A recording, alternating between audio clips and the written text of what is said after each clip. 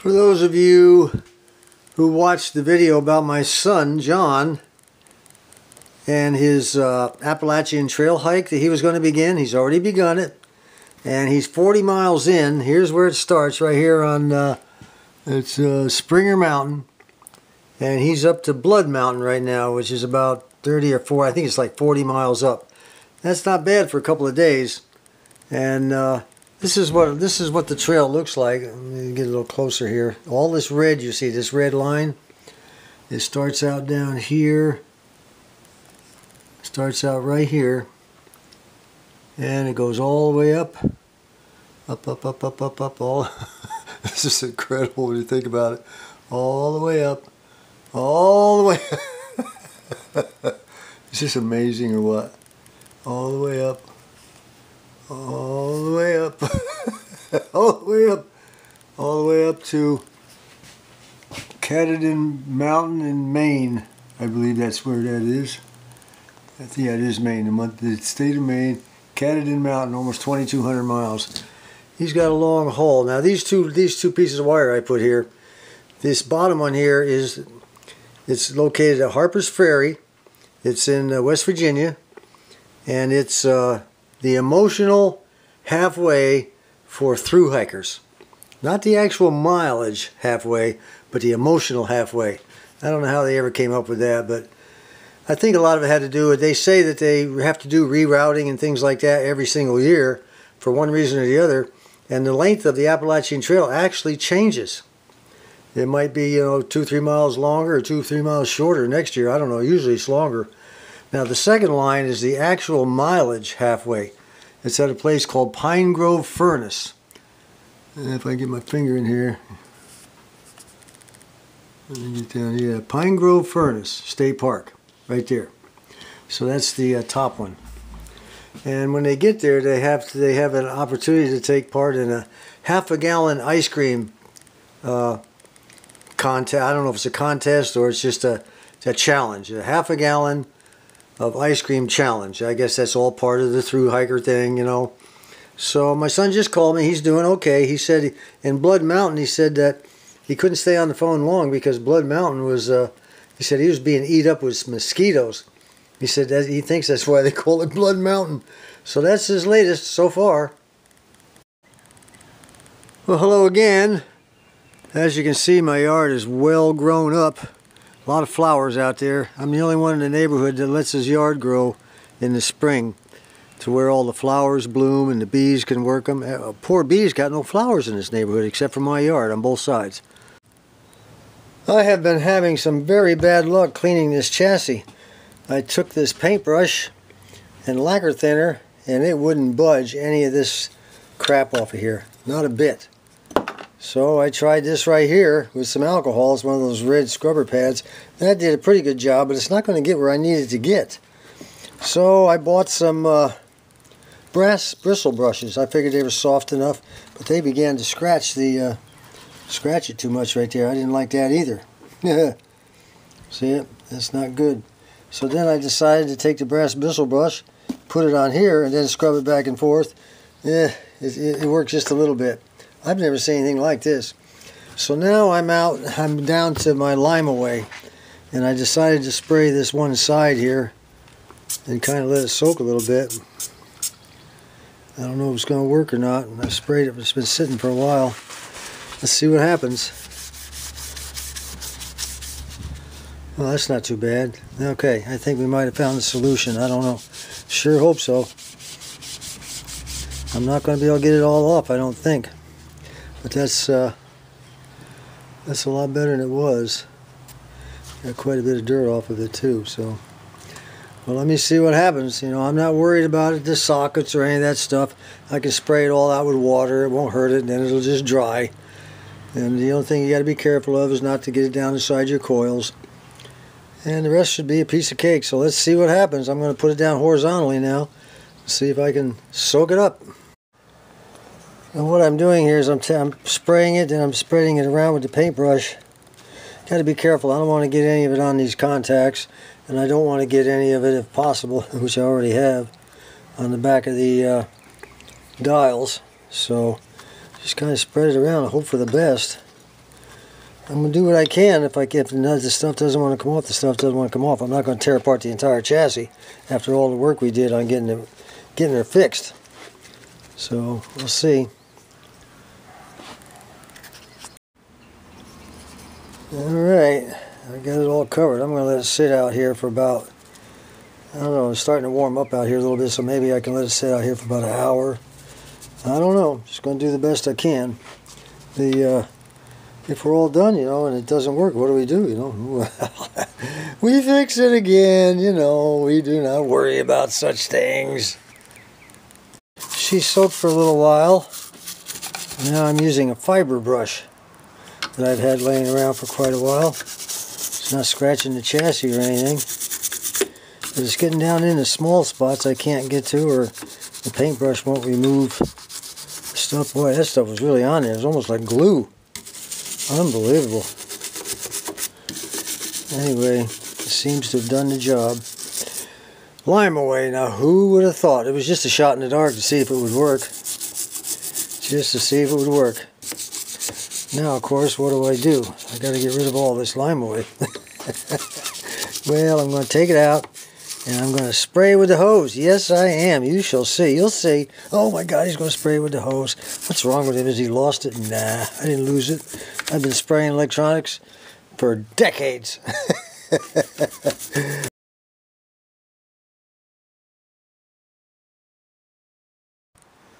Alright, I've got the old hose set to mist.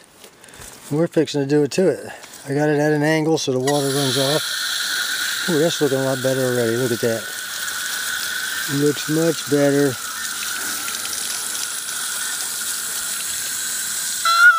It won't hurt it any. You all think it will, but it won't. I'll take the brush to it one more time while it's here. That's all it takes. Let me get the old fiber brush out here and give it one more brush and one more rinse.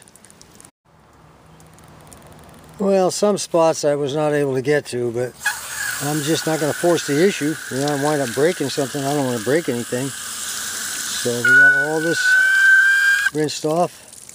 I'm going to go ahead and flip it over, see if there's anything on the bottom that needs to be rinsed out. I'm sure it does. Alright, a little spray, not much on the bottom, just enough to rinse it.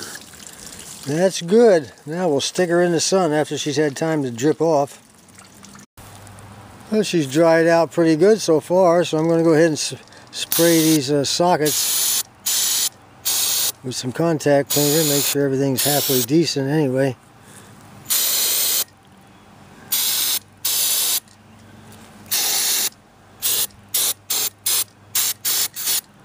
Give her a nice spray. Might even spray some of this crap out of there too, because it's pretty well loosened up.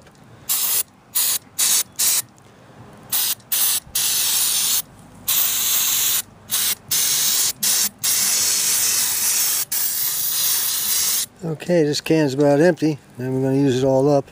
Spray up in here in case any water got up in there. You know, there's supposed to be an aluminum cover that comes up and covers this right here. I don't know if it was there when I got it or not. I'm going to look around. I don't remember taking that cover off. Could be. Been in quite a while. I also just tipped it up and sprayed the entire bottom with contact cleaner. The sockets, the wafer switches underneath here, everything. So now we let it sit for another hour out here in the sun. This is the lid for the SX43 metal cabinet, and it's not in really bad shape. I mean, there's almost no rust at all.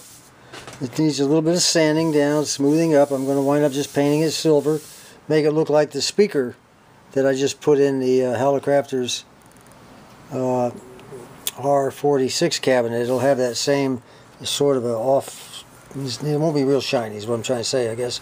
And almost really just almost outstanding. The inside of it is not too bad either. A lot of heat marks from the tubes, but that's about it. I may just scuff it up a little bit. Right here we got a little bit of rust where it fastens to the back of the cabinet, but there again we can knock that out in no time with this sander. So we're going to get with it with the old Bosch again.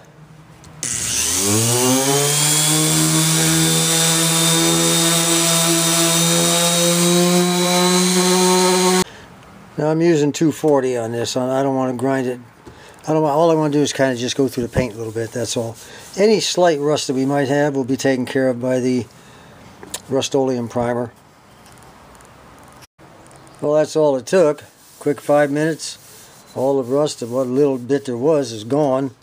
Now we're going to do a little sanding under here, see if I can't take some of this off. The reason I want to take this down a little bit, no rust that I can see. It's all dirt and heat marks, but it probably wouldn't take the paint very well if I didn't get this stuff off. So let's sand it a little bit and see what happens. Well, I wish they were all that easy. All of 15 minutes, top and bottom. Looks great. I even got the ends down here and everything. Looks really good. Tomorrow I'll wipe it all down with alcohol and we'll put our first coat of primer on it. Right now, I've had a rough day. I'm tired. I'm wanting something to eat. I definitely want a cup of coffee.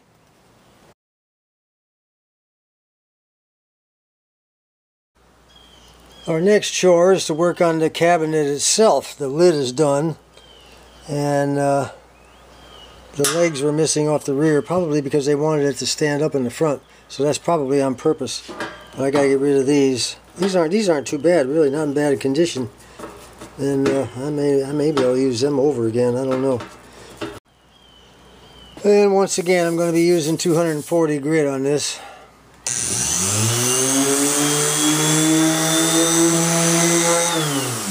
Tell you what, this is a whole lot faster than doing it by hand. Of course, I have to dress it up to tight spots, like along in here.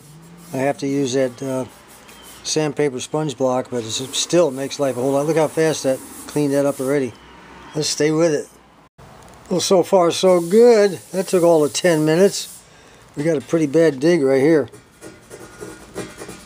That's going to take a little filler, but this is the bottom. You know, it's to be expected.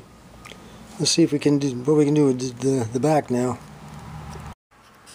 Well, that was the quickest yet, all of 2 minutes. Now, of course, I got to take the sponge down, knock down this in here, in the center, smooth it up along the edges a little bit. We're going to have to get some primer on this thing in the next day or two. I'm going to keep sanding. The inside's going to be the problem. We have a bit of rust in there to deal with right there. You can see it's all down through there, all along the back. And again over in this area here. Going to take some rougher sandpaper to get that out of there. Then probably some navel jelly. The entire outside is done, and I just sanded down the inside and got as much rust off as I could. Wire brushed it, gave it a good wire brushing everywhere. So it's not all as much as I thought it would be. Just right here, just a touch right here, a little spot right there. That's about it. Maybe a little spot right here. Anyway, from here on out, until we're ready to paint, it's Navel Jelly City, which I'll start tomorrow. Well, I have to do something about this transformer, this power transformer, and this choke. They're looking kind of mangy. You know, we can spruce them up, make them look a little bit better. I wanted to paint them red, but I loaned my can of red paint to Buzz 1151, so I'm going to have to go with the satin black, Canyon black.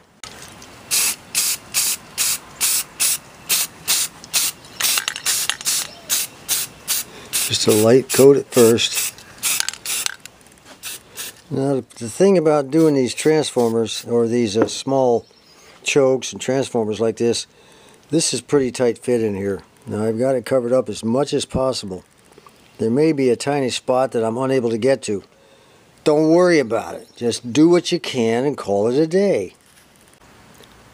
Well, that looks pretty good so far. I like it. All I got to do now is let it dry. What I'm going to do is take these towels off, put this in the house just the way it is with all the tape and the paper and everything. Just let it dry overnight before I remove it. And again, what I used was Canyon black. It's satin. I like the satin look. I just do. I don't like that shiny crap. And then it's paint and primer together. We're getting ready to paint this lid, but boy, I tell you what, this presents a real problem. Look how tiny those holes are. They're even smaller than they were on the speaker cloth for that Holocrafter speaker I just restored. The problem is, how do I put a primer on here and then a silver paint, and then a clear over there without clogging up all these holes. These holes have to be there to let the heat out from the tubes. Let's clean it with the alcohol and then see if, yeah, there's quite a bit of junk on there. Quite a bit. You don't see it until you use the alcohol to clean it. You need to clean this stuff off, you know. And then I'll go ahead and put a coat of primer on the inside, not the outside. Well, here goes. Universal Bonding Primer. We'll see what happens. I'm going to have to really put it on very light.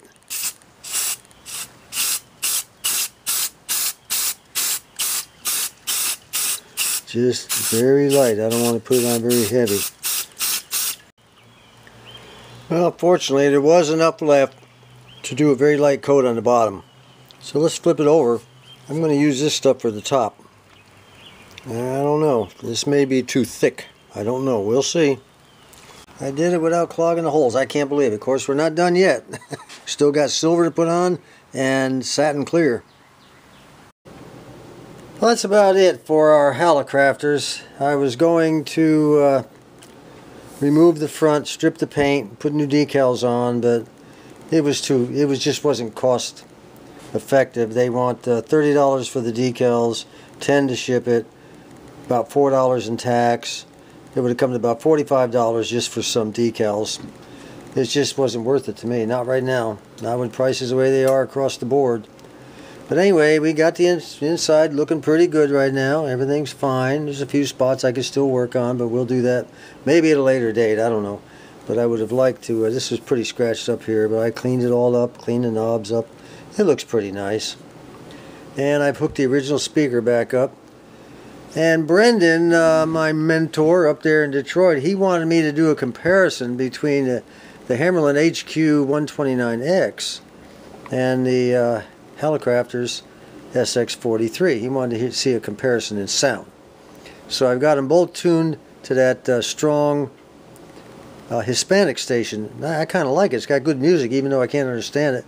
But the lid's all been taken care of. I've got the lid nice and clean and painted, the original silver color, and the rest of the cabinet is all nice and painted, and it all looks the same color as this right here. The only thing that hasn't been done is this front panel, and I just didn't want to sink the money into the decals. I thought they were a little bit too expensive.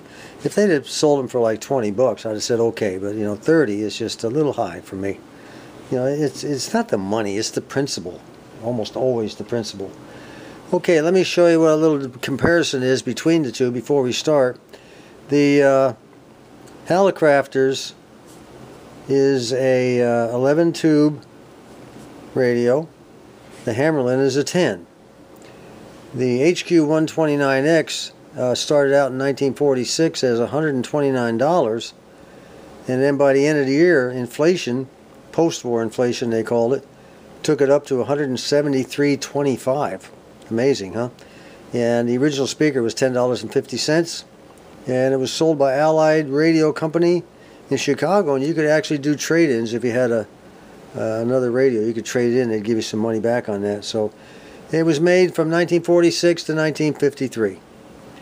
The Hallicrafters was made from 1947 to 1949. It was $169.50 when it was new, and the speaker they made, even though this thing was made from 47 to 49, it apparently did not have an original speaker that I could find. I guess they used whatever they had, or they had a different kind of speaker. They didn't make the R44, which was designed for it, until 1955, and they kept producing it until 1959.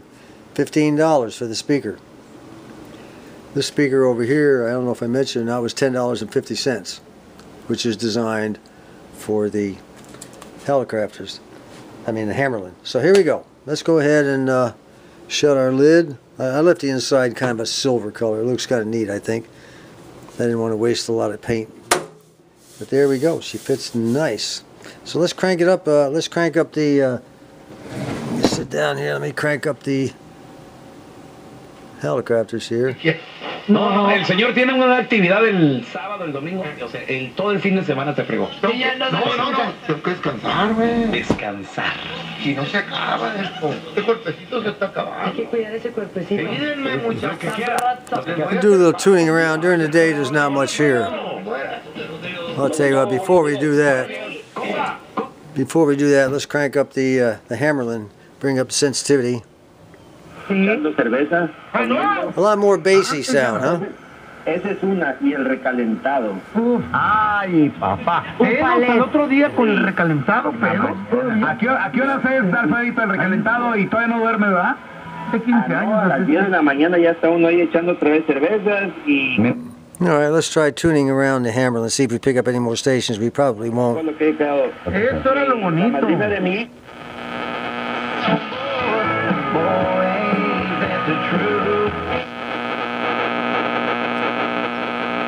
Not much during the day here.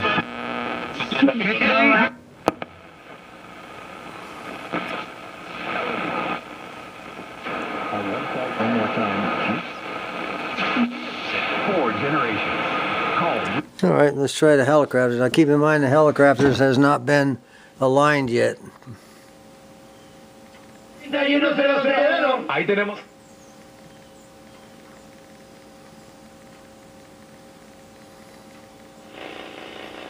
Customs has made hot rods, truck lifts, major engine rebuilds, and frame-off restoration. Well, that's pretty darn good. That beats the Hammerlin so far.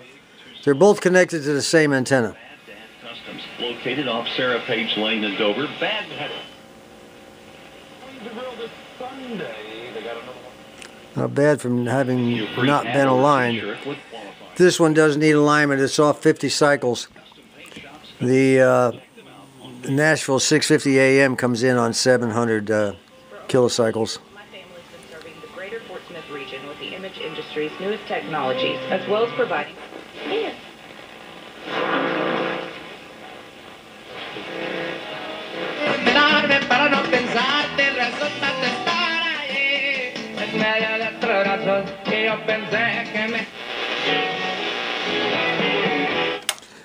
Yeah, you can see that the Helicrafters is doing a much better job of bringing in stations, and it's not even been aligned. This one has. This one does a good job too. It's just, I think as far as reception goes, this one's better. A lot better sound too. I like the, it's got a high and low pitch sound that you can go between. So that's going to be it. This series is over, folks. I'm going to put one more radio up there and show you which will be our next project.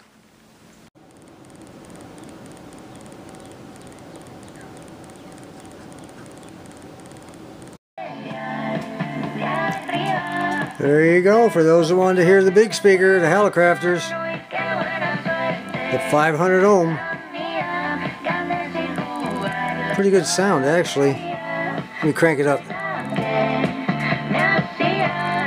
That's a Hispanic station that we have in the area here somewhere. It is so strong, it just blows all the other channels away. I'll have to wait till tonight to get some of that WSM out of Nashville on there. It's a very good Hispanic station. I wish I understood all the words, or understood all the words.